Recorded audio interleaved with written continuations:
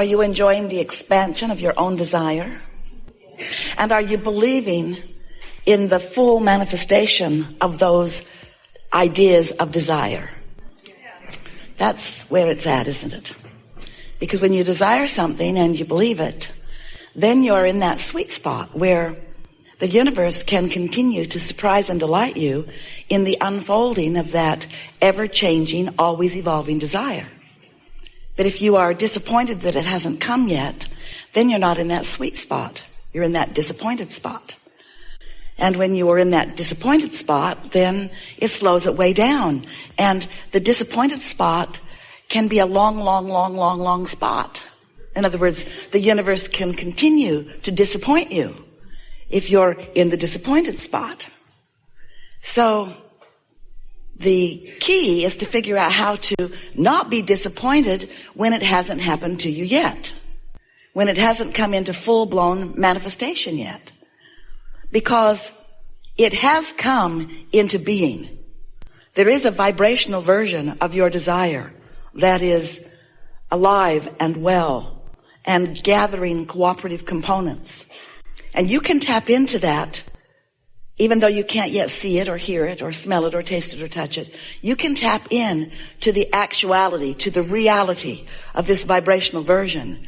And when you do, then disappointment cannot be upon you because you are actually sensing this unfolding. It's like this anticipation of more to be seen and heard and so forth. You never get it done, so there will always be something more that you have sifted from life that you now want, that is in the process of becoming.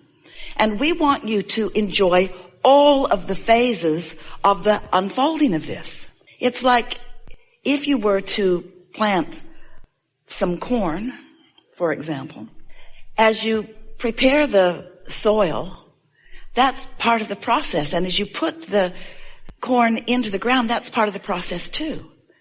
And you're wise enough to understand that process because you don't stomp on the ground and demand that it comes out today and then feel all disappointed when it doesn't, because you understand that there is a process and that you know that it will germinate in that soil. You know that it will become more, and a lot will happen before you are able to see any of it.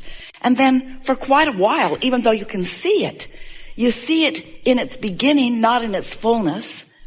And if you are a wise farmer, you understand that all is well in this unfolding process. And we want you to understand that you are the creator of your own reality and that a lot of your seeds are in the ground. But if you're stomping on them, disappointed that you're not seeing them yet, you're slowing the whole process down. We want you to leave here today with a greater understanding of what it feels like to be in that happy, anticipatory state of being, where you are trusting the process, and even more, you are believing in your own worthiness. You are expecting good things to happen to you. Because sometimes you look out into the world in a sort of comparative fashion, and you don't know how long ago somebody planted their corn. You don't know how long they even wanted corn. You don't know how ready their soil was when they planted it. You don't know about their corn. You only know about yours. But as you compare your newly planted seed with someone else's long ago planted seed, sometimes then you come away from it feeling unworthy or incapable when you are not. You have so much more in this now potential for getting your energy straight in order to begin a faster process toward the things that you want than you realize. And sometimes what happens to you, because you've not really understood the laws of the universe, and you've not really understood your place in the universe, and you have not really understood your relationship with your inner being and with all that is and with the energy that creates worlds. So you have been responding to conditions and thinking thoughts all over the place about wanted and unwanted. You've been thinking about what you want in the absence of it, and you've been noticing what is for quite a long time in many cases.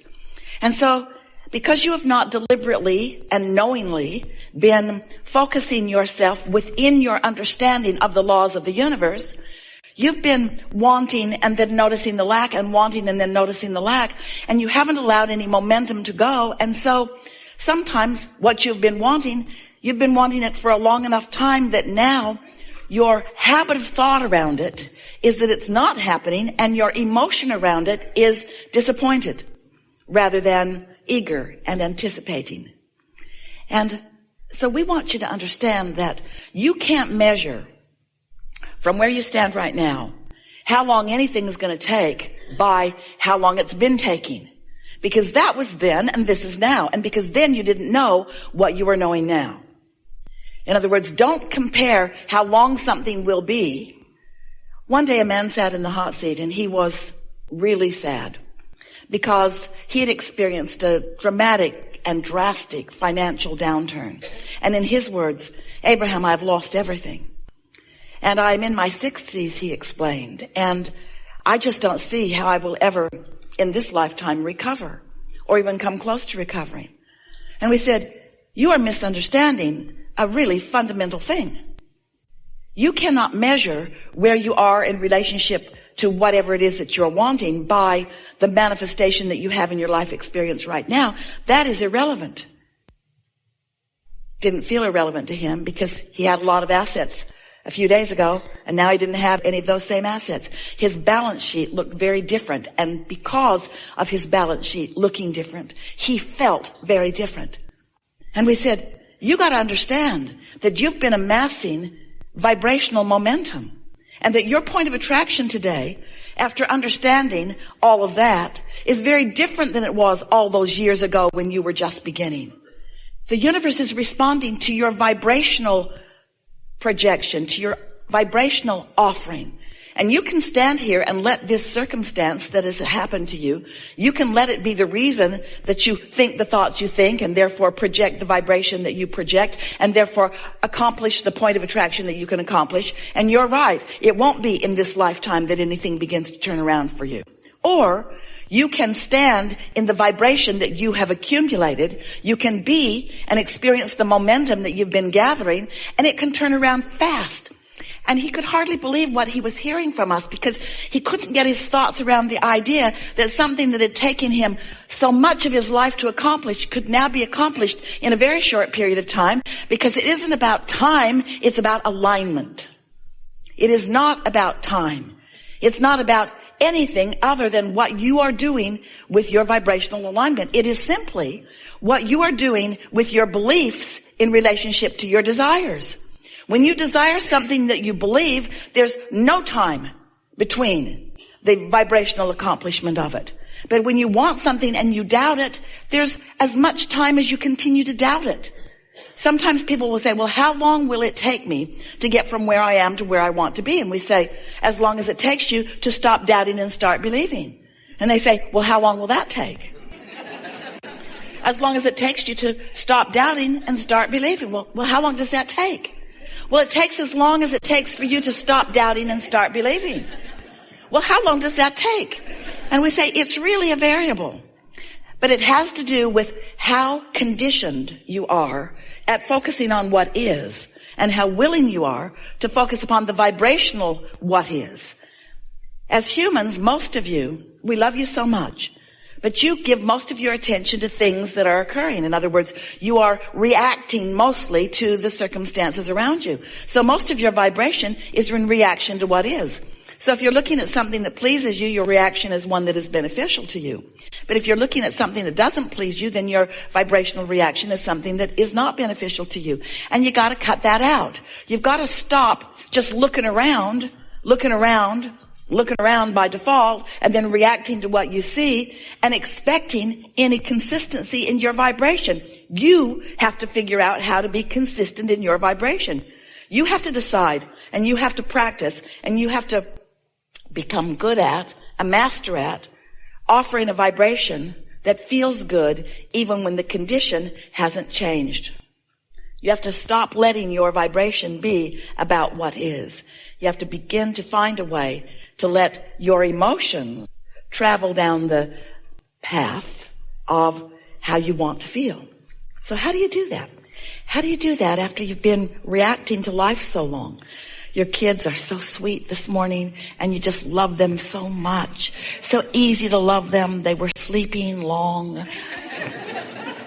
The sweet little faces when they're asleep. And then they wake up. And they start fighting with each other right away. And you can hear the drama and the trauma all around the house. And you put your head down on your desk and you think, kill me now. And now you feel different than you did about them when they were asleep. And that's not cool.